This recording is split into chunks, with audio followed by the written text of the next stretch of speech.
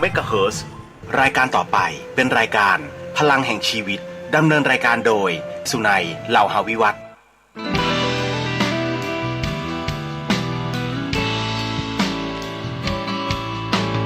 ลุกขึ้นมาฉายแสงเถิดชีวิตเป็นเช่นเจ้าสร้างขอต้อนรับเข้าสู่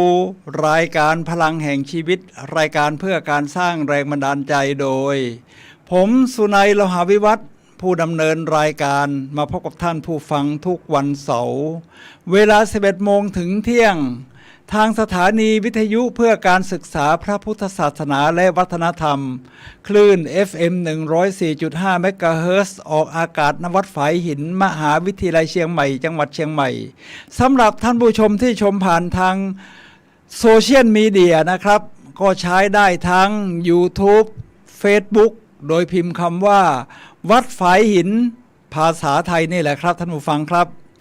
รายการของเราเป็นรายการสดในช่วง15นาทีสุดท้ายก่อนหมดรายการท่านผู้ชมสามารถโทรศัพท์เข้ามาซักถามได้นะครับในช่วง15นาทีสุดท้ายก่อนหมดรายการที่หมายเลข0857088122รายการพลังแห่งชีวิตของเราในวันนี้นำเสนอท่านผู้ฟังในเรื่องกฎแห่งความสำเร็จของกูรูครับ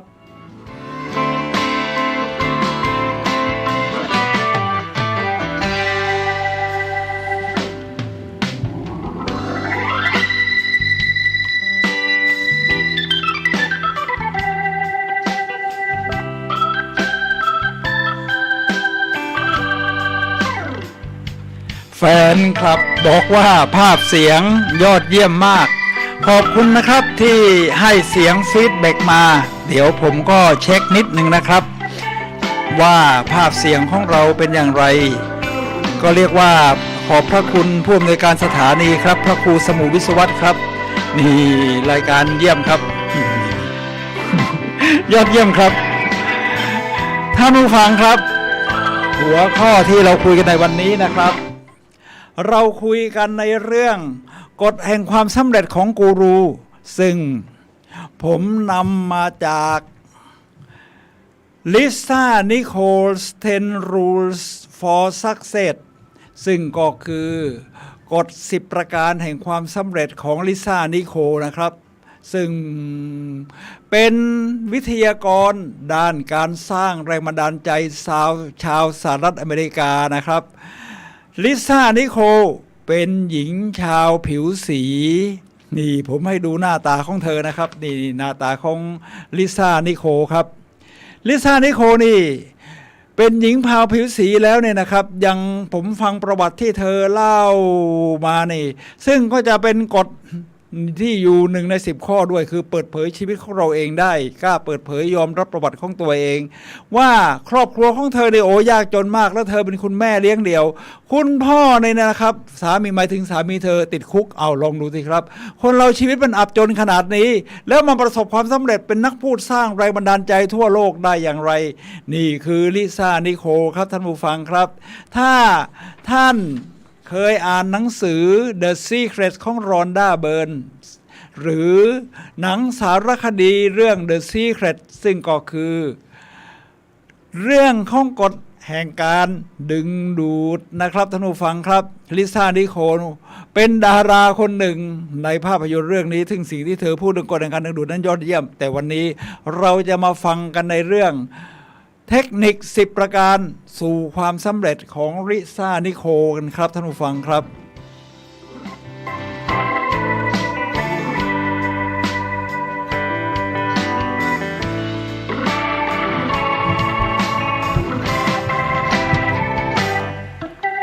ท่านผู้ฟังครับผมฟังกฎแห่งความสำเร็จของลิซ่านิโคลนี่นะครับ10 ข้อยอดเยี่ยมเดี๋ยวผมให้ดูบุคลิกของเธอหน่อยลิซ่านิโคลเป็นชาวผิวสีหน้าตานี่ว่าจริงแล้วที่รูปนี้ที่เธอดูสวยสง่าเพราะเธอแอคชั่นแล้วก็ยิ้มแต่ถ้าดูรูปหน้าจริงๆเอาวัดตามความสวยนะในสายตาของผู้ชายเนี่ยนะครับเรียกว่า ไม่สวยนะ ค่อนข้างขี้เหร่ด้วยซ้ำไป แต่ว่าเวลาพูดทำไมมันดูดีเป็นเรื่องของลีลาแอคชั่นครับท่านผู้ฟังครับ ซึ่งเธอสามารถพัฒนาจากเรียกว่าติดลบมากๆจากครอบครัวที่มันไม่มีต้นทุนที่ดีเอาเลยนี่นะครับมาตายระดับกลายเป็นนักพูดระดับชาติกลายเป็นนักพูดระดับโลกที่สร้างแรงบันดาลใจให้คนทั่วโลกได้อย่างไรเดี๋ยวเราจะมาดูกันตั้งแต่กฎข้อที่1ครับท่านผู้ฟังครับกฎข้อที่1ของลิซ่านิโคลนี่นะครับซึ่งก็คือบอกว่า you are your rescue rescue แปลว่ากอบกู้คุณเป็นผู้ที่จะกอบกู้ชีวิตของคุณด้วยตัวคุณเองเท่านั้นถ้าคุณไม่คิดกอบกู้ตัวคุณเองคอยให้คนอื่นมากอบกู้โอกาสที่คุณจะผงาดขึ้นมาจากหลุมที่ฝังตัวเองอยู่ลึกนี่เป็นเรื่องยากลิซ่านิโคลเขาก็เลยยืนยันเลยว่าเราต้องเป็นผู้กอบกู้ชีวิตของตัวเองก็ลองดูจากประวัติเกริ่นๆที่ผมเล่าให้เธอฟังเธอก็เปิดเผยเลยว่าเธอเกิดในต้นทุนที่มันต่ำมากเป็นชาวผิวสีอีกต่างหากแล้วมีลูกตั้งแต่อายุยังน้อยแถมสามีติดคุกอีกเธอก็ยืนยันว่าสามีติดคุกเพราะว่าเขาอยากติดคุกทุกคนต้องรับผิดชอบต่อชีวิตของตัวเองจริงไหมครับทีนี้เมื่อเธออยู่ในสถานะอย่างนั้นเนี่ยนะครับก็ลองคิดดูว่ามันต่ำขนาดเธอก็ค่อยๆไต่เต้าตัวเองดึงตัวเองขึ้นมาโดยการศึกษาหาความรู้รับผิดชอบกับตัวเองมีเรื่องที่พูดว่า C ต้องใหญ่กว่า E แทนที่ C แปลว่า cause คือเป็นสาเหตุนะครับส่วน E คือ effect คือเป็นผลกระทบแน่นอนอยู่แล้วครับท่านผู้ฟังครับในชีวิตเรานี่นะครับเราก็จะเป็นผลกระทบจากสิ่งแวดล้อมคนรอบข้างจากคนอื่นๆแม้กระทั่งผลกระทบจากโซเชียลมีเดียซึ่งปัจจุบันนี่มีพลังมหาศาลเลยนะครับท่านผู้ฟังครับทีนี้ถ้าอย่างนั้นจะเป็นยังไงครับถ้าอย่างนั้นนี่นะครับท่านผู้ฟังครับเรากลับด้านแทนที่จะเป็นผลกระทบอย่างเดียวเราต้องเป็นสาเหตุของชีวิตเราเองและสร้างผลกระทบที่ดีต่อคนอื่นก็เรียกว่าเราเป็นฝ่ายกระทำหรือที่เรียกกันว่า proactive ทีนี้ถ้าคุณจะกอบกู้ชีวิตตัวเองนี่นะครับท่านผู้ฟังครับเราต้องมีความประสงค์จากภายในที่เรียกว่า insight motivation มาจากข้างในนะครับบางทีคนอื่นมากรอกหูเกิดตายว่าเธอต้องเป็นอย่างนั้นที่เธอปรับปรุงตัวอย่างนี้ที่เธอพัฒนาอย่างนี้ดิแต่ถ้าข้างในมันไม่ไปนะครับมันเดินแป๊บเดียวเดี๋ยวมันก็จะเบื่อจะท้อถอยฉะนั้นภายในกำหนดภายนอกครับท่านผู้ฟังครับภายในของเรานี่แหละกำหนดภายนอกมันเกิดจากว่าเราต้องการอย่างแท้จริงที่จะหลุดพ้นจากไอ้สภาพที่มันย่ำแย่อยู่ในตอนนี้แล้วก้าวไปสูงขึ้นหรือจากจุดที่เราเรียกว่าอาจจะยอมรับว่ามันใช้ได้นะมันมาตรฐานแล้วเราก็ขยับให้มันสูงขึ้น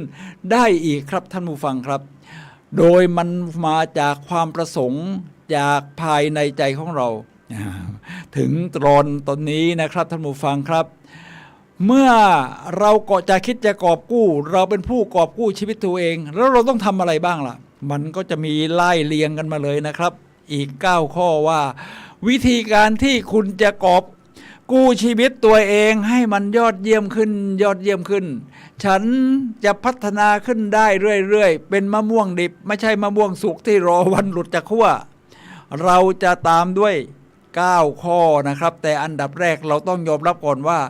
คนที่เราจะพึ่งพาในการกอบกู้ตัวเองนั้นคือเราเท่านั้นครับส่วนสิ่งอื่นนั้นเราเข้าไปศึกษาหาความรู้เราต้องมีความต้องการประสงค์จากภายในของเราก่อนถึงจะใช้ประโยชน์จากสิ่งต่างๆเหล่านั้นได้ครับท่านผู้ฟังครับ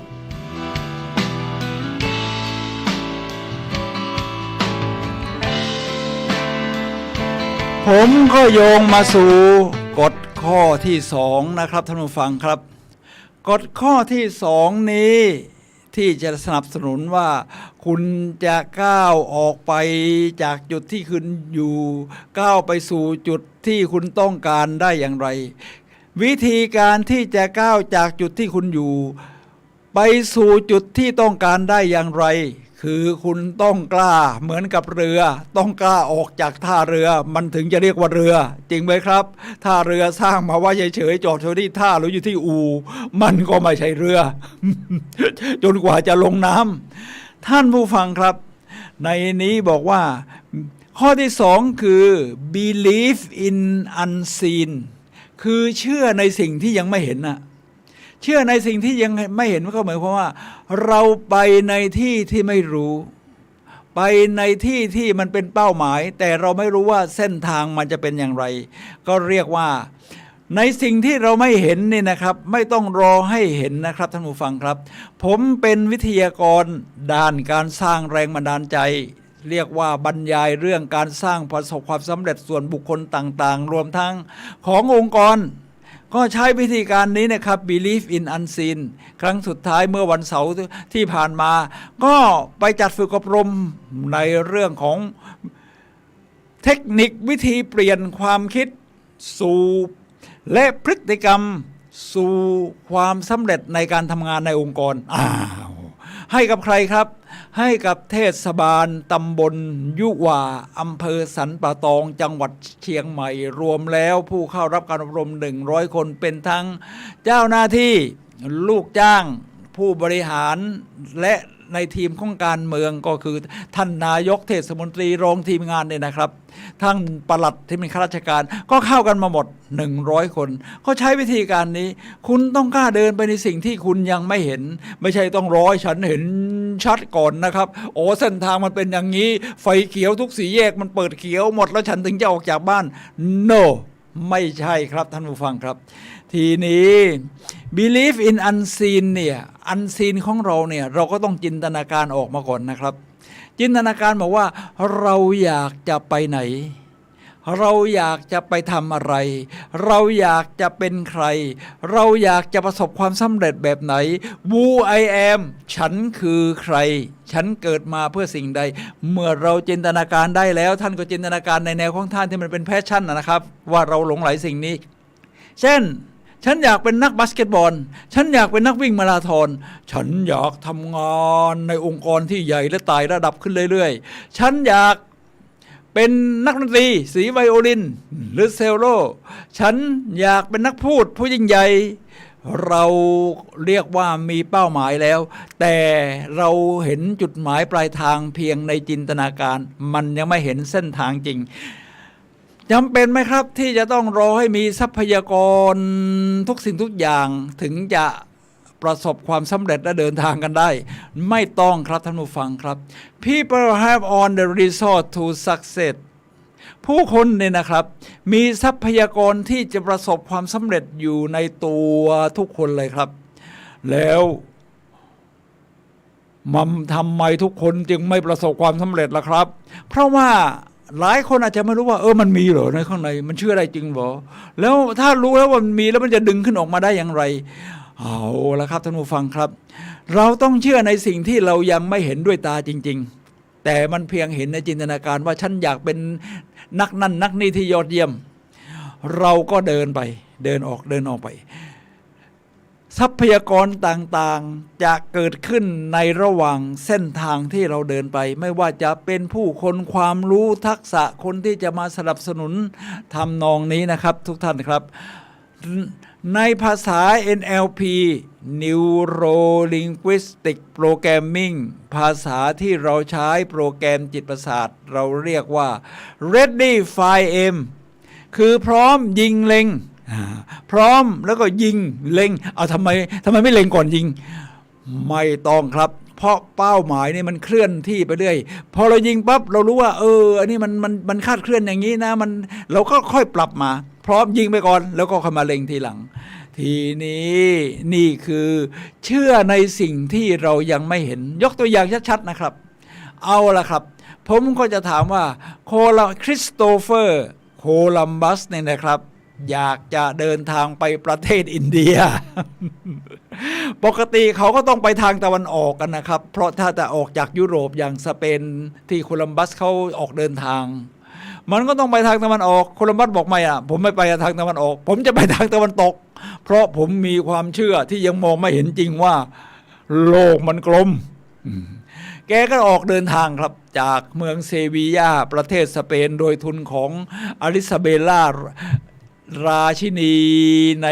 สมัยนั้นนะครับทีนี้เวลาออกไปเนี่ยเขามีคำถามว่าอ้าวแล้ว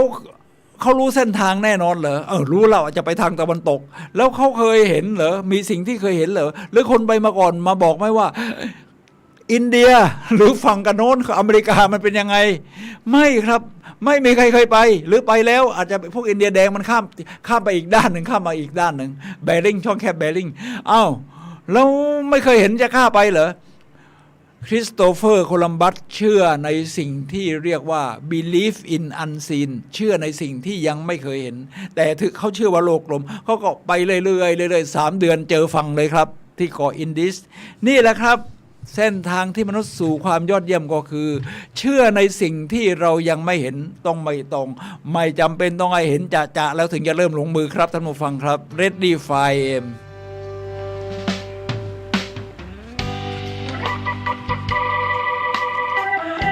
ข้อที่3ของลิซ่านิโคที่เรียกว่าถ้าจะประสบความสำเร็จในข้อนี้คือ use affirmation affirmation แปลว่าการพูดยืนยันกับตัวเองว่าฉันคือใคร who I am ท่านผู้ฟังครับคำถามนี้เป็นคำถามที่ยิ่งใหญ่ที่สุดในชีวิตของแต่ละคนนะครับว่าฉันคือใครถ้าจะให้ตอบประโยคเดียวว่าฉันคือใครท่านผู้ฟังก็ลองหาคำตอบนะครับถ้าหาประโยคสั้นๆวันนี้สั้นๆตอบได้นี่แสดงว่าท่านเข้าสู่จุดที่ใกล้ไคลแม็กซ์แล้วที่เรียกว่า use affirmation ถ้าจะถามอาจารย์สุนัยล่ะครับว่าวัวอยู่ คุณคือใครผมไม่จะตอบว่าผมเป็นวิทยากรด้านการสร้างแรงบันดาลใจสั้นๆประมาณนั้นเลยถ้าเอายาวๆล่ะฉันเป็นวิทยากรด้านการสร้างแรงบันดาลใจจิตวิญญาณนักเดินทางรอบโลกและผู้ใช้ชีวิตที่ยอดเยี่ยมนี่คือ Who I Am ของผมของแต่ละท่านก็ไม่เหมือนกันครับมันขึ้นอยู่กับแพชชั่นของแต่ละคนในสิ่งที่เราเชื่อหลงไหลได้ปลื้มในสิ่งนั้นๆนะครับที่ทำแล้วไม่รู้จักเหนื่อยทีนี้เราจะ use affirmation ยืนยันว่าเราคือสิ่งนั้นอย่างจริงจังแล้วมันสร้างพลังให้กับเราได้อย่างไรครับ use affirmation นี่ก็คือการพูดยืนยันกับตัวเองนะครับท่านผู้ฟังครับเวลาผมไปเป็นวิทยากรบรรยายฝึกอบรมเรื่องการสร้างแรงบันดาลใจและทำให้ตัวเรามีพลังนี่นะครับผมก็จะใช้จับมือเป็นเลข8ประมาณนี้จับมือเป็นเลข8แล้วก็โฟกัสที่มือแล้วก็พูดอันนี้ใช้สายตานะครับแล้วก็พูดยืนยันกับตัวเองเพื่อให้ได้ยินสุนัยท่านผู้ฟังก็ใช้ชื่อของท่านนะครับท่านชื่อ A ชื่อ B ชื่อ S ชื่ออะไรก็ว่าไปสุนัยเธอเป็นคนยอดเยี่ยมนี่ก็เป็นการยืนยันกับตัวเองว่าฉันยอดเยี่ยมสุนัยเธอมีศักยภาพโอ้โหข้างในฉันมีคุณค่าที่จะเอาออกมาใช้ได้สุนัยเธอสามารถพัฒนาได้สุนัยเธอมีจิตใจเธอมุ่งมั่นสุนัยเธอยอดเยี่ยมเธอสุดยอดสุนัยเธอaffirmation แบบประมาณนี้เราได้ยินเอาที่วิธีที่อื่นนอกจากทำหัวไปมือดูใช้สายตาแล้วครับเรามีผัสสะอยู่หลายอย่างถ้าทางศาสนาพุทธเราก็5แล้ว6อย่างจิตใจด้วยทีนี้ถ้าอย่างนั้นอย่างอื่นล่ะถ้าเป็นหูเราก็ดึงกลางหูแบบนี้ครับท่านผู้ฟังครับแล้วก็ยิ้มสุนัยเธอเป็นคนยอดเยี่ยมสุนัยเธอมีความสามารถสุนัยเธอสามารถพัฒนาได้เราก็รู้สึกว่าเราเป็นคนที่เติบโตขึ้นเรื่อยๆเป็นคนประเภท growth mindset จิตใจที่พัฒนาได้เรื่อยๆกรอบความคิดที่พัฒนาได้เรื่อยๆไม่ใช่ fix mindset คือฉันเกิดมาอย่างไงฉันจะเป็นอย่างนั้นฉันไม่พัฒนาอะไรทั้งสิ้นทีนี้ถ้าอย่างอื่นล่ะครับถ้าอย่างอื่นเราใช้ว่า kinesthetic การเคลื่อนไหวร่างกายไม่มีวันลืมท่านไม่ได้ว่ายน้ำมาท่านว่ายน้ำเป็นแต่ไม่ได้ว่ายน้ำมา นาน5 ปี ท่านก็ไม่ต้องไปคิดท่าคิดอะไรพออยู่ลงมาในน้ำท่านก็ปั๊มได้เพราะร่างกายจะไม่มีวันลืมฉะนั้นร่างกายเราก็มีใช้แบบแอโรบิกนะครับเอาเข่าซ้ายกับศอกขวามาสุนัยเธอเป็นคนยอดเยี่ยมสุนัยเธอมีความสามารถอะไรประมาณนี้ทีนี้ในด้านของสปิริชวลจิตวิญญาณเพราะศาสนาพุทธของเราเนี่ยเราก็ยืนยันว่าจิตใจเป็นใหญ่ใจเป็นประธานทุกอย่างสำเร็จได้โดยใจเราก็ทำท่าของนาดาวนักเทนนิสระดับโลกนึกหลับตาฝึกกายต้องเคลื่อนไหวฝึกใจต้องอยู่นิ่งเราก็พูดในใจเลยสุนัยเธอยอดเยี่ยมสุนัยเธอสามารถพัฒนาได้สุนัยเธอสุดยอดเราก็พูดแบบนี้ไปได้เลยทำทุกวันนี่คือการ use affirmation ยืนยันว่าฉันเป็นอย่างไรแม้เราจะไม่ได้เป็นอย่างนั้นในตอนเริ่มต้นในตอนแรกๆแต่มันจะค่อยๆพัฒนาจิตใจเราให้เป็นอย่างนั้นแล้วเราจะไขว่คว้าหาความรู้ในสิ่งที่เราต้องการที่เป็นแพชชั่นไปเพิ่มทักษะขึ้นได้เรื่อยๆสู่ความสำเร็จของเราในขั้นตอนที่3ครับ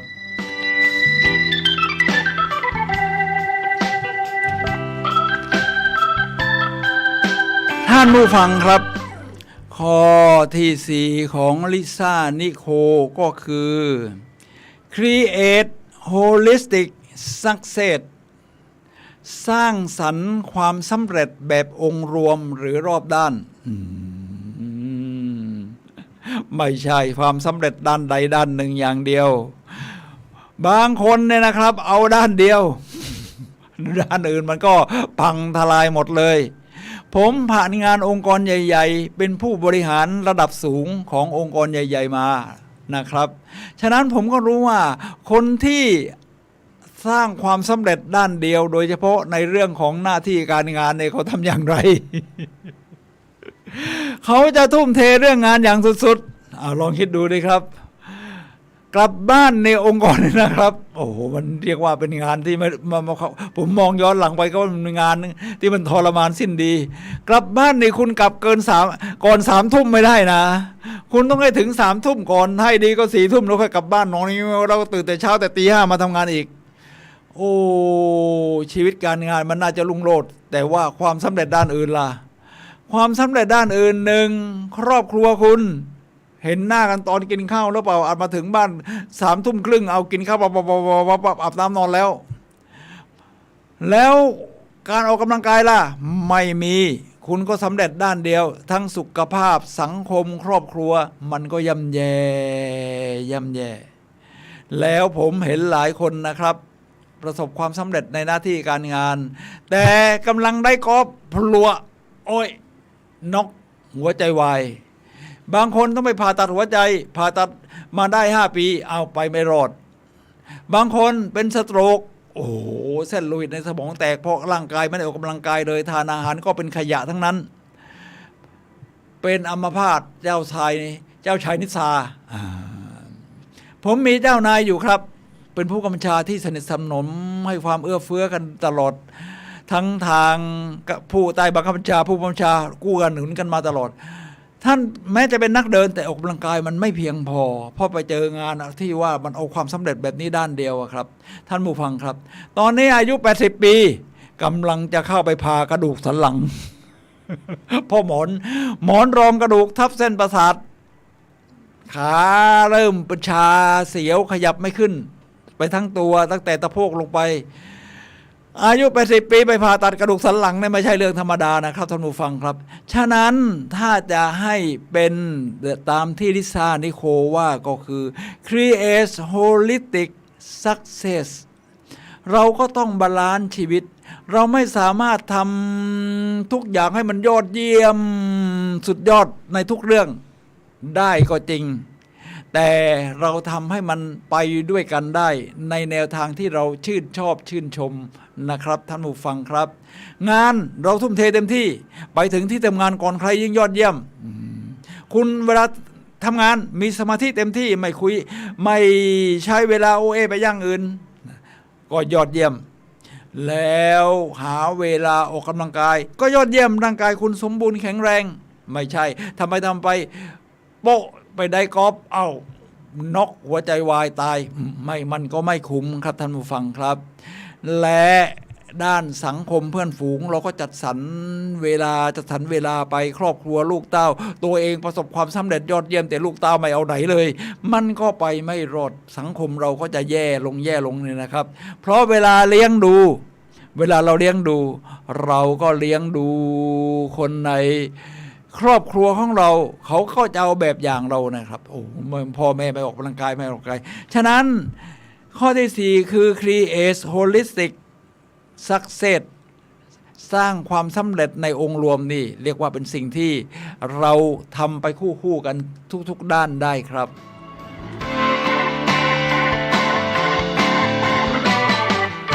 เดี๋ยวผมเช็คเสียงนิดนึงนะครับเพราะเสียงคลื่นไม่ออกแต่คิดว่ามันมีคลื่นอันล่างอยู่ตอนนี้คอมพิวเตอร์ก็คุมทุกอย่างครับสามารถทำงานลืมใส่หูฟังเพราะหูฟังวันนี้มีปัญหาผมก็เลยไม่ใช้หูฟังพอไม่ใช้หูฟังนี่เสียงก็คิดว่าท่านผู้ฟังทางบ้านก็ยังใช้ได้หูฟังมีปัญหาครับฉะนั้นผมก็ได้ยินเสียงของตัวเองอยู่ได้ยินเสียงเพลงประกอบอยู่ตามสมควรครับเดี๋ยวผมลองเช็คดูนิดนึงนะครับว่าถ้าเราพูดออกไปเป็นอย่างไรเสียงนะครับแต่นี่เทคโนโลยีมันทันสมัยครับเช็คได้เลยครับนี่นะครับท่านผู้ฟังครับนี่โลเทส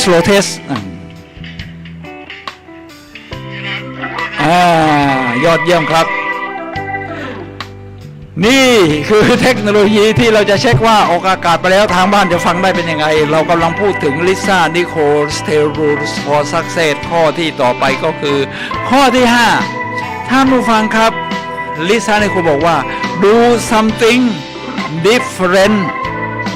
ทำในสิ่งที่แตกต่างผมขอดูข้อที่5 do something different ทำในสิ่งที่แตกต่างผมขอพูดคำที่ท้าทายหน่อยมีคำกล่าวของกูรูที่ว่ามีแต่คนบ้าเท่านั้นที่อยากได้ผลลัพธ์ใหม่โดยยังทำเหมือนเดิม อยากได้ผลลัพธ์ใหม่ต้องทำแบบใหม่ครับท่านผู้ฟังครับทำเหมือนเดิมมันก็ออกมาเหมือนเดิมเพราะกระบวนการมันก็คล้ายๆกันหรือเหมือนกันทีนี้ถ้าเราต้องการสร้างความแตกต่างทั้งในชีวิตเราที่ไปสู่เส้นทางที่มันยอดเยี่ยมยิ่งขึ้นเนี่ยนะครับถ้าทำเหมือนเดิมมันก็สถานะมันก็ยังเหมือนเดิมความภาคภูมิใจในตัวเองก็ยังเท่าเดิมเส้นทางชีวิตก็ยังเหมือนเดิมทีนี้ถ้าจะหาตายระดับสู่ความยอดเยี่ยมมันต้องทำสิ่งที่เรียกว่าแตกต่างไปจากเดิมครับท่านผู้ฟังครับแตกต่างไปจากเดิมเอาถ้าเราทำเหมือนเดิมเป็นยังไงครับ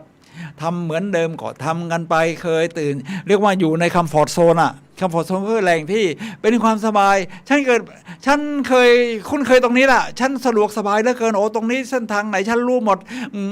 หลับตาหรือว่าเดินโดยไม่ต้องตั้งใจมันก็ไปถึง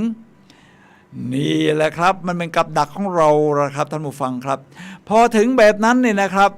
เราอยากจะยอดเยี่ยมยิ่งขึ้นเราก็ทำสิ่งแบบใหม่พอทำสิ่งแบบใหม่ที่ต่างไปจากเดิมเนี่ยนะครับมันทำให้เกิดการใช้สมองแบบองค์รวมเอาสมองเรานี่มันมี2ซีกอยู่แล้วจริงไหมครับซีกซ้ายกับซีกขวาซีกซ้ายเป็นเรื่องของตรรกะการคำนวณภาษาซีกขวาเป็นเรื่องของอารมณ์ความรู้สึกจินตนาการเวลาเราสมมุติขับรถไปที่ทำงานขับรถกลับจากที่ทำงานมาบ้านเอาลองเปลี่ยนเส้นทางใหม่บ้างสิเคยไปทางนี้เรียกว่าใช้จิตใต้สำนึกทำงานเลยนะทำงานมันไปมาถึงที่ทำงานได้ยังไงก็ไม่รู้เราก็ออกแต่บ้านแต่เช้าวันนี้เพิ่มขึ้น15 นาทีให้เร็วขึ้นเราก็ลองไปเส้นทางนี้ดูผ่านตรงนั้นไม่เคยเห็นพอไม่เคยเห็นนี่มันตื่นตาตื่นใจพอเคยเห็นทุกวันเนี่ยรู้สึกว่าไอ้นั่นก็เห็นแล้วไอ้นี่ก็เห็นแล้วสมองมันไม่โลดแล่นมันไม่เกิดความต่างทีนี้ถ้าจะทำให้ชีวิตเกิดความต่างนี่คือตัวอย่างของการขับรถไปทำงานถ้าจะสร้างความต่างอย่างอื่นล่ะครับจากคนที่ไม่เคยอ่านหนังสือเราก็หัดหาหนังสือที่มันยอดเยี่ยมมาอ่านถ้าเป็นเรื่องของ เพื่อนโอ้โหคบเพื่อนกลุ่มนี้เนี่ยมานานแล้วนะมันทำให้เราอ้วนขึ้นน้ำหนักเพิ่มขึ้นสุขภาพก็ย่ำแย่ลงเรื่อยแล้วจะทำยังไงครับสร้างสิ่งที่แตกต่างเราก็ลองหาเพื่อนใหม่เพื่อนนี้ยังไม่ทิ้งหรอกแต่ใช้เวลากับเขาให้น้อยลงไปหาเพื่อนใหม่ที่เพื่อนกลุ่มนี้มันสุขภาพดีไว้รูปร่างดูดีดูท่าทางธรรมะทะแมงมันทำยังไงนะก็เข้าไปทำความรู้จักสนิทสนมกับเขาแล้วเขาก็จะดึงเราไปเองนะครับคบคนแบบไหนก็จะกลายเป็นคนแบบนั้นแหละเราก็จะค่อยๆทำตามเขาซึ่งต่างจากวิธีการของกลุ่มเพื่อนเดิมอันนี้ว่าสร้างเพื่อนที่แตกต่างเขาเช่นเขาอยากออกกำลังกายเขาเคยวิ่งไหมถ้าไม่วิ่งเลยเดี๋ยวผมจะแนะนำวิธีการเบื้องต้นให้ขยับเท้ายังไงขยับขาตะโพกยังไงให้มันเคลื่อนที่ได้เร็วขึ้นยกขายังไงบิดตัวยังไงการเลือกซื้อรองเท้าสำหรับนักวิ่งจะเป็นอย่างไรจะเป็นไนกี้หรือ New Balance ดีที่มันซัพพอร์ตเท้าของเรามันจะคุยกันในเรื่องแบบนี้อาหารการกินล่ะโอ้โหเคยกินแต่อาหารขยะผักก็ไม่เคยกิน แถมโปรตีนก็ขาดแต่แป้งกับน้ำตาลที่ชอบสุดๆ ทานผู้ฟังครับเพื่อนกลุ่มนี้ก็บอกว่าอาหารนี่ต้องกินผักครึ่งหนึ่งนะกับผลไม้แต่ผลไม้ดีอย่าไปมากเพราะมันมีน้ำตาลฟรุตโตสเขาแนะนำเราดีๆต้องกินอาหารธัญพืชที่มันมีกากใยเยอะแล้วคุณต้องกินโปรตีนให้ถึงนะเพราะว่ามีการสำรวจวิจัยแล้วว่าคนไทยได้เป็นโรคขาดโปรตีนเราก็ค่อยๆปรับตัวนอนนี่ใหญ่เกิน4 ทุ่มนะเพราะว่าตอนจาก4 ทุ่มเป็นต้นไปจนถึงตี 2กรดฮอร์โมนมันจะหลั่งมันจะซ่อมแซมร่างกายเราสุขภาพเราดีขึ้นทำสิ่งที่ต่างกันต่างจากเดิมทีนี้ถ้าจะให้ยอดเยี่ยมยิ่งขึ้นท่านผู้ฟังครับทำสิ่งที่ต่างจากเดิมในข้อที่5ที่ว่านี้นี่ที่มีอิทธิพลต่อเราสุดๆคือโซเชียลมีเดียเดี๋ยวผมจะให้ดูกลุ่มเอาโซเชียลมีเดียที่เราสื่อสารกันได้ทั่วไปเลยนะเรียกว่ากลุ่มไลน์นี่ไงเสียงไม่ทราบเป็นยังไงครับไม่แน่ใจว่าเสียงออกไหมครับเสียงได้ยินไหมครับถ้าได้ยินทางบ้านช่วยโอเคด้วยนะครับเสียงโอเคไหมครับเมื่อกี้ผมเทสแล้วเสียงโอเคนะใช้ได้ครับท่านผู้ฟังครับทีนี้ยกตัวอย่างเรื่องกลุ่มไลน์ถ้าเป็นกลุ่มไลน์นี่นะครับเป็นกลุ่มที่คุณเข้าไปดูและเฉพาะเจาะจงว่ากลุ่มนี้เขาสื่อสารกันเรื่องอะไรถ้าเขาประเภทติฉินนินทาเรื่องพัฒนาตัวเองเรื่องของตัวเองไม่ค่อยพูดละชอบพูดแต่เรื่องคนอื่นคุณก็ถอยห่างออกมาคุณก็ต้องสร้างสิ่งที่เรียกว่าความต่างคุณก็ไปหากลุ่มใหม่สมมุติว่าในกลุ่มไลน์ของผมนะครับกลุ่มที่ยอดเยี่ยมนี่ที่ผมหามาใหม่เป็นการสร้างความแตกต่างก็มีเยอะครับเช่นกลุ่ม Ignite Your Life จุดประกายชีวิตของคุณนะประมาณนั้นอันนี้ส่งแต่ข้อความที่ยอดเยี่ยมทั้งนั้นเลยครับนี่ให้ดูซะหน่อยแล้วในเรื่องของกลุ่มข่าวการฝึกอบรมและการพัฒนาตนเองนี่ของดร.สุดเขต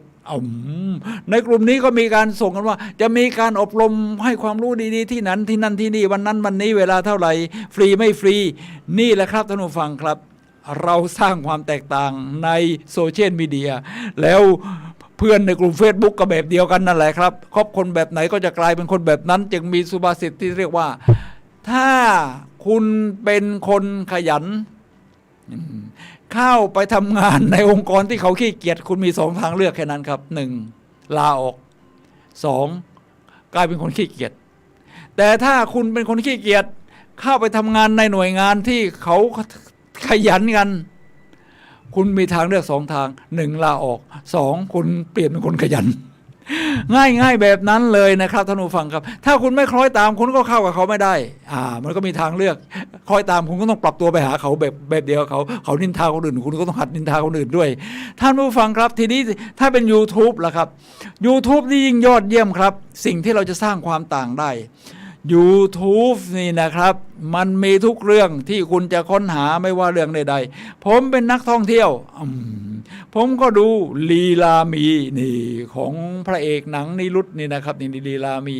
แล้วก็มีประเภทสร้างแรงบันดาลใจสุขภาพ10วิธีช่วยให้หลับสนิทของหมอสลิน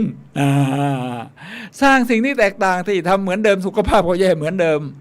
นี่แหละครับท่านผู้ฟังครับคือข้อที่4-5ของลิซ่านิโคลที่ว่า do something different ครับ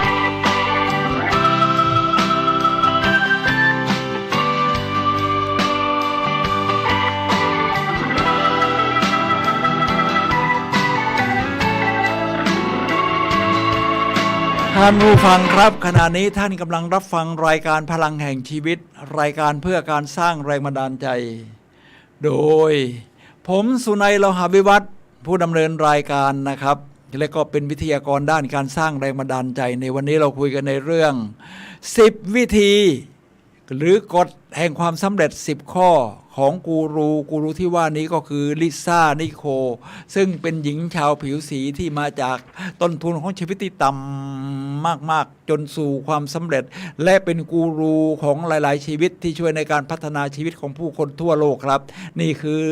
รูปร่างหน้าตาของลิซ่านิโคลที่จริงแล้วหน้าตาเธอไม่สวยหรอกแต่ว่าเธอสร้างแอคชั่นได้ซึ่งเราไม่ต้องรอให้หน้าตาสวยหรอแต่เราก็สร้างแอคชั่นให้มันมีลีลาภาษากายยิ้มแย้มแจ่มใสดวงตาเป็นประกาย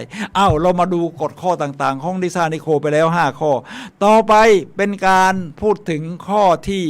6ครับท่านผู้ฟังครับข้อที่6คือ stop asking for permission หยุดการขออนุญาตถ้าคุณอยากจะทำอะไรแล้วคุณต้องขออนุญาตเรื่อยๆเนี่ยคุณจะหยุดอยู่กับที่คุณไปไม่รอดคุณไปไม่ได้คุณเดินหน้าต่อไปไม่ได้ครับท่านผู้ฟังครับคุณต้องขออนุญาตใครบ้าง ถ้าคุณอยากสมมุติว่าเป็นเส้นทางที่ว่าฉันอยากจะเข้าอบรมคอร์สนี้ซึ่งมีกำลังทรัพย์พอที่จะจ่ายได้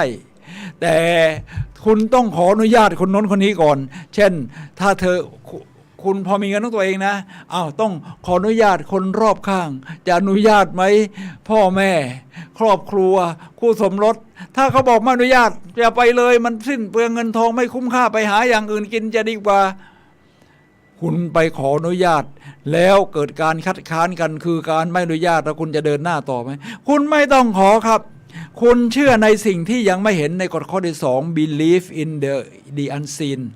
แล้วข้อที่1ก็คือ you are your rescue คุณเท่านั้นที่เป็นผู้กอบกู้ชีวิตของตัวเองโดยการตัดสินใจของตัวเองนะครับจึงมาข้อที่6ว่า stop asking ถ้าคุณเห็นว่าเส้นทางที่คุณกำลังจะทำในสิ่งที่แตกต่างไปจากเดิมมันไม่ได้สร้างความเลวร้ายเพิ่มขึ้นแต่มันมีแต่จะสร้างความยอดเยี่ยมให้กับชีวิตของคุณมากขึ้นเมื่อมันสร้างชีวิตที่ยอดเยี่ยมให้คุณมากขึ้นคุณก็แผ่กระจายรังสีแห่งความยอดเยี่ยมนี้สู่ผู้คนรอบด้านที่เรียกว่าฟิลด์มายสนามพลังจิตแล้วทำให้สังคมคนรอบข้างดีขึ้นทุกคนเขาก็จะไม่ได้รู้ว่าคุณสอนอะไรหรอกฟังคุณสอนว่าคุณสอนอะไรหรอกเขาจะดูคุณเป็นตัวอย่างคุณก็ทำตัวเป็นตัวอย่างฉะนั้นการขออนุญาตในทุกเรื่องนี่เป็นสิ่งที่ลิซ่านิโคลเขาบอกว่าหยุดขออนุญาตนะครับหยุดขออนุญาตไม่ต้องขออนุญาตใครถ้าคุณเห็นว่ามันจะทำให้คุณไปในทางที่ดีที่ยอดเยี่ยมยิ่งขึ้นหยุดขออนุญาตขอยืนยันตรงนี้เลยครับเดินหน้าไปเลยครับท่านผู้ฟังครับ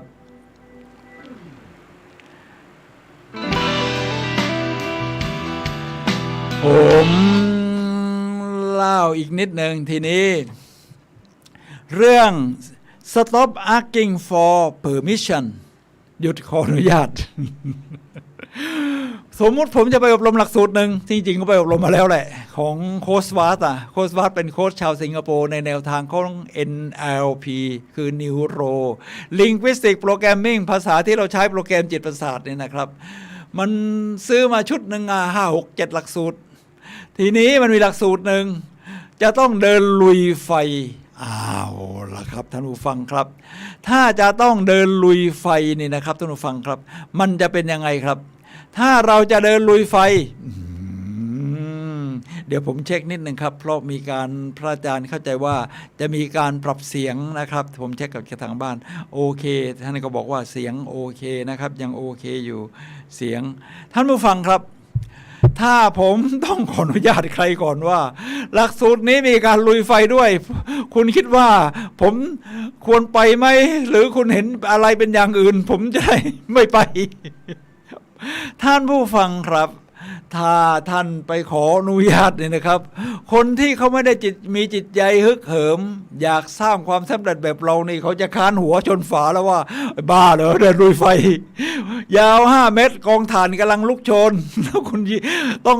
เดินเท้าเปล่าถุงเท้ารวมทั้งรองเท้าห้ามใส่ลุยไปบนไฟ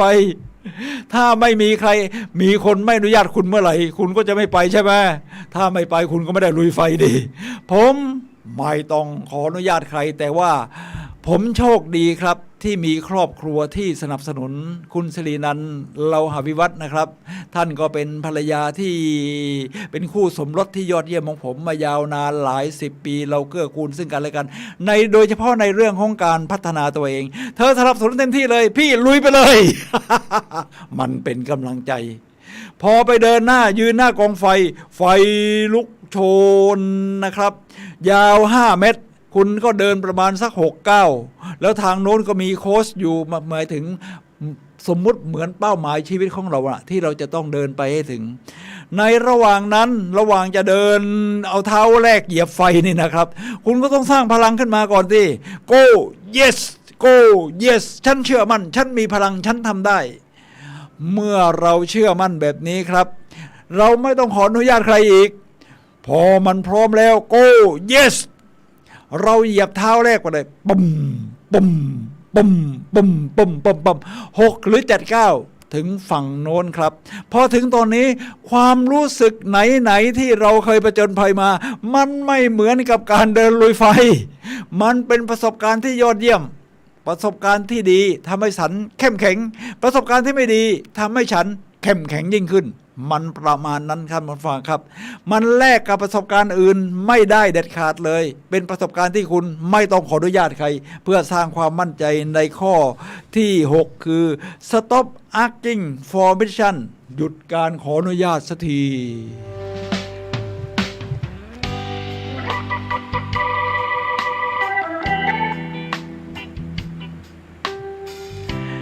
ท่านผู้ฟังครับเรามาถึงกฎแห่งความสำเร็จข้อที่7คือ disrupt your soil รบกวนพรวนดินของคุณ ดินของเรานี่นะครับก็คือทั้งหมดในตัวของเราก็ต้องลดน้ำพรวนดินมันจริงไหมครับท่านผู้ฟังครับโดยเฉพาะเรื่องความคิดจิตใจสมองของเราเนี่ยนะครับมันมีหลักการของ mindset นี่คิดค้นคำศัพท์นี้ขึ้นมาโดยเดเวกเป็นศาสตราจารย์ประจำมหาวิทยาลัยสแตนฟอร์ดนะครับท่านพูดเรื่อง mindset ท่านบอกว่า mindset เนี่ยมันมีอยู่2 อย่างเท่านั้นแหละคือเมื่อที่ผมเกริ่นต้นไปนิดหนึ่ง fixed mindset คือเชื่อว่า mindset คือกรอบความคิดกรอบของความเชื่อกรอบของความมั่นใจว่ามันเป็นยังไงมันเป็นกรอบความคิดมันเป็นแผนที่อยู่ในหัวเราอะแล้วมันก็นำทางชีวิตเราเชื่อแบบไหนเป็นแบบนั้นแหละครับท่านผู้ฟังครับฟิกไมซ์เซตนี่มันจะฉุดเราอยู่กับที่ว่าฉันเป็นอย่างเงี้ยฉันพัฒนาไม่ได้ก็ฉันเป็นของฉันอย่างเงี้ยฉันไม่ไปไหนแล้วฉันเกิดมาเป็นยังไงฉันก็เป็นแบบนั้นท่านผู้ฟังครับศาสตราจารย์เดเวกบอกว่าไม่จริงเราไม่ได้เกิดมาแบบไหนแล้วจะเป็นแบบนั้นไปตลอดชีวิตมันมีโกรธ mindset คือ mindset ที่หมาสามารถพัฒนาได้ไปสู่ความยอดเยี่ยมแม้โมซาร์ทจะสีไวโอลินได้ตั้งแต่อายุ 3-4 ขวบแต่เขาก็ต้องพัฒนาขึ้นเรื่อยๆเป็นโกรธ mindset จริงไหมครับและเมื่อเราทำบ่อยๆซ้ำๆเพื่อให้เกิดโกรธ mindset เนี่ยนะครับคือจิตใจที่มันพัฒนาเจริญขึ้นเรื่อยๆ อธิบายทางวิทยาศาสตร์ได้ว่าในสมองเรามันมีเซลล์ประสาทแล้วก็เส้นใยเชื่อมระหว่างเซลล์ประสาทที่เราเรียกว่านิวรอนนี่มันมีมหาศาลมากกว่าจำนวนเซลล์ประสาทอีกนิวรอนนี่เป็นการเดินทางของสารเคมีและไฟฟ้าว่าความคิดเป็นออกมาเป็นยังไงความจำเป็นยังไงทักษะมันเป็นยังไงมันถ้าเราทำซ้ำๆบ่อยๆมันจะเกิดไมอีลีนที่เป็นโปรตีนชนิดหนึ่งที่พันรอบนิวรอนนี่แหละครับถ้า1,050 ชั้นแสดงว่าทักษะนี้แข็งแกร่งนักยิมนาสติกดูสิมันก็โดดตีลังกาหลายม้วนได้อย่างนี้เลยเพราะไมอีลีนพันล้อมรอบหลายชั้นจนถึง50 ชั้นโกรธไมซ์เซ็ตเกิดขึ้นได้แบบนี้ครับทุกคนมีโกรธไมซ์เซ็ตครับเราพัฒนาขึ้นไปได้ฉะนั้นเราต้องพรวนดินสมองให้เป็นโกรธไมซ์เซ็ตทีนี้ถ้าจะพรวนดินด้านอื่นล่ะพรวนดินด้านอื่นเนี่ยผมว่าในเรื่องของร่างกายที่เห็นได้ชัดผมฟังคุณหมอสลินนะครับซึ่งเป็นแพทย์ท่านก็จบแพทย์6 ปีเหมือนกับแพทย์อื่นๆแล้วมีเรียนแพทย์เฉพาะทางอีกนี่นะครับท่านมาในแนวของการพยายามไม่จ่ายยา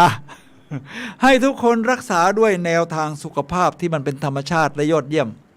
ท่านก็บอกว่าร่างกายของเราโดยเฉพาะคนที่สูงอายุกล้ามเนื้อมันค่อยๆฟอไปเนี่ยนะครับพอมันฟอนี่นะครับคุณจะทำยังไงครับนอกจากคุณเต้นแอโรบิกวิ่งแล้วเนี่ยนะครับมันก็ได้เรื่องสุขภาพหัวใจการบีบของหัวใจความดันแต่ว่าคุณก็ต้องสร้างพลังกล้ามเนื้อด้วยคือการยกเวทแต่ก่อนผมไม่ได้ยกเวทจริงจังหรอกคราวนี้ยกจริงจังเป็นเซตหนึ่ง10 ครั้งยกทีหนึ่ง3 เซตอะไรประมาณนี้มันก็มีมวลกล้ามเนื้อขึ้นมาบ้างได้ดูแขนมันก็มีมวลกล้ามเนื้อขึ้นมาบ้างนะครับแต่ก่อนมันก็รีบกว่านี้เลยมันสร้างขึ้นมาได้ครับเรียกว่าพรวนดินที่ร่างกายเรานี่คือกฎในข้อของลิซ่านิโคในข้อที่7ที่ว่า disrupt your soil คือพรวนดินในเรื่องต่างๆของเราทั้งด้านสมองจิตใจร่างกายจิตวิญญาณด้านจิตวิญญาณก็หัดนั่งสมาธิเหมือนที่ทนายความสุรชัยผู้ดำเนินรายการก่อนหน้าผมนี่ท่านก็พูดเรื่องนั่งสมาธิซึ่งผมก็ชอบฟังท่านนั่งสมาธินี่นะครับท่านก็เป็นอาจารย์สอนนั่งสมาธิด้วยทำให้เราได้เฝ้าดูจิตตัวเองคอยสังเกตว่าจิตของเราคิดอะไรเรื่อยเปื่อยไปถึงไหนแล้วนี่แหละครับท่านผู้ฟังครับข้อที่7 disrupt your soilพรวนดินของคุณด้วยนะครับ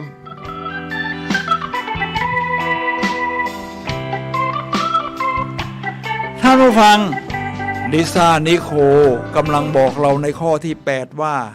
Unlock your story เรียกว่าอันล็อกแปลว่าแกะหีบห่อนะเปิดเผยเรียกว่าเปิดเผยเรื่องราวในชีวิตของเราบางคนอายครับที่จะบอกเรื่องราวชีวิตตัวเองฉันอยู่ในจุดนี้ที่เรียกว่าใช้ได้โชว์สังคมได้แล้วฉันไม่อยากเปิดเผยไอตอนที่ฉันยากจนย่ำแย่ตอนในอดีตตอนเด็กๆมาท่านผู้ฟังครับถ้าเราไม่ยอมรับอดีตของเราเองแล้วใครจะมายอมรับตัวเราล่ะเรายอมรับอดีตของเราทั้งหมดเราเกิดมาในครอบครัวอย่างไหนก็ตามครับท่านผู้ฟังครับไม่ว่ายากมีดีมีจนเลยมีพ่อแม่ที่สมบูรณ์แบบหรือไม่ใช่เราก็ยอมรับว่ามันผ่านมันเป็นแบบนี้พ่อแม่ที่สอนเรามาแบบนี้เพราะว่าท่านมีความรู้เท่านั้นในขณะนั้นนะครับท่านผู้ฟังครับเราก็เปิดเผยว่ามันเป็นอย่างนี้แล้วทำไมตอนนี้มันถึงโตขึ้นยอดเยี่ยมขึ้นได้ล่ะเพราะเราหาจุดอะไรที่มันเป็นแพชชั่นหากัลยาณมิตรสร้างโกรธไมซ์เซ็ตขึ้นในจิตใจของเราเองฉันก็เลยก้าวหน้าขึ้นเรื่อยๆนี่แหละครับท่านผู้ฟังครับอย่างโอปราห์วินฟรีนี่นะครับเปิดเผยเรื่องราวตัวเองได้ชัดว่าแม้จะเป็นพิธีกรที่โด่งดังที่สุดในโลกเท่าที่เราเคยมีมาและก็เป็นชาวผิวสีเหมือนกับลิซ่านิโคเนี่ยแหละครับเป็นสุภาพสตรีมีเรตติ้งของรายการโทรทัศน์ที่เธอจัดขึ้นมาเป็นเวลายาวนานหลาย10 ปีเนี่ยสูงที่สุดในโลกยังไม่มีใครทำลายสถิติของโอปราห์วินฟรีได้แล้วประวัติของเธอสวยหรูมาตั้งแต่เด็กหรือเปล่า No no วันพี่บอก no เธอเกิดในครอบครัวที่แตกแยกเดี๋ยวอยู่กับพ่อบ้างอยู่กับแม่บ้างพออยู่กับแม่ชีวิตมันเลวร้ายขนาดไหนล่ะเอาโดนทั้งลุงทั้งเพื่อนของลุงข่มเหงรังแกทั้งทางเพศทางอะไรถูกเฆี่ยนตีแล้วก็ล่อนเล่ออกจากบ้านแล้วเธอกลับมารุ่งโรจน์เป็นพิธีกรชื่อดังอันดับหนึ่งของโลกได้อย่างไรเพราะเธอรู้ว่าเธอมี growth mindset พัฒนาตัวเองได้เธอมีนิสัยของการชอบอ่านหนังสือชอบหาความรู้ชอบคบกัลยาณมิตรเธอก็เรียนหนังสือขวนขวายจนจบปริญญาแล้วก็ไปสมัครงานพอไปสมัครงานครั้งแรก คนรับสมัครงานเทสหน้ากล้องเพื่อจะดูว่ามาทำงานหน้ากล้องได้ไหมบอกว่าไม่รับละโอปราห์วินฟรีเพราะเธอเนี่ยหน้าตาไม่ขึ้นกล้อง โอปราห์วินฟรีหน้าตาไม่ขึ้นกล้องนะครับท่านผู้ฟังครับ โอปราห์วินฟรีบอกไม่เป็นไรคำพูดของคุณคนเดียวคิดในใจนะไม่ได้ว่าทำให้ชีวิตของฉันต้องสะดุดลงตรงแค่นี้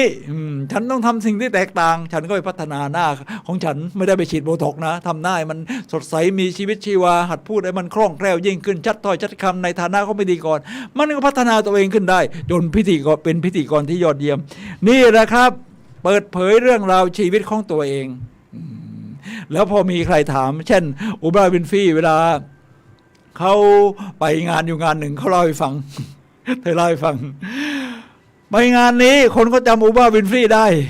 เพราะเป็นแฟนคลับอยู่ก็โอ้ยสวัสดีคุณโอปราห์วินฟรีขอเชิญคุณมาถ่ายรูปไว้เป็นที่ระลึกกับครอบครัวของเราหน่อยวันนี้เป็นการฉลองวันเกิดครบรอบวันเกิดของดิฉันค่ะโอปราห์วินฟรีก็ถามโอ้ดีใจจังเลยที่จะได้ฉลองครบรอบวันเกิดของคุณและตอนนี้ปีนี้เธออายุเท่าไหร่แล้วค่ะต่อปีนี้เธออายุเท่าไหร่แล้วคะผู้มาเชิญโอปราห์วินฟรีถึงกับหน้าสลดอะไรวะกล้าถามอายุเลยไม่กล้าบอกอายุตัวเองโอปราห์วินฟรีเลยวิจารณ์ต่อว่าคนที่ไม่กล้าบอกอายุตัวเองเท่ากับปิดบังเรื่องราวของตัวเองไม่กล้าพูดมันต้องบอกที่ว่าฉลองวันเกิดครบรอบที่25ปี30ปี40ปี70ปีโอปราห์วินฟรีเขาก็ขยายความไปจนเป็นที่ยอมรับกันว่าเราต้อง unpack your story แกะกรองเปิดเผยเรื่องราวของเราในข้อที่8เพื่อเดินทางสู่ความสำเร็จยอมรับเรื่องราวทั้งหมดของเราแล้วก้าวไปสู่ข้างหน้าได้ประเภทที่เรียกว่าเราเปลี่ยนแปลงอดีตไม่ได้แต่เราเปลี่ยนอนาคตได้อดีตไม่เท่าอนาคตครับผู้ฟังครับท่านผู้ฟังครับเราเหลือเวลา4 นาทีสุดท้ายก่อนหมดรายการท่านผู้ฟังโทรศัพท์เข้ามายังได้อยู่นะครับ0857088122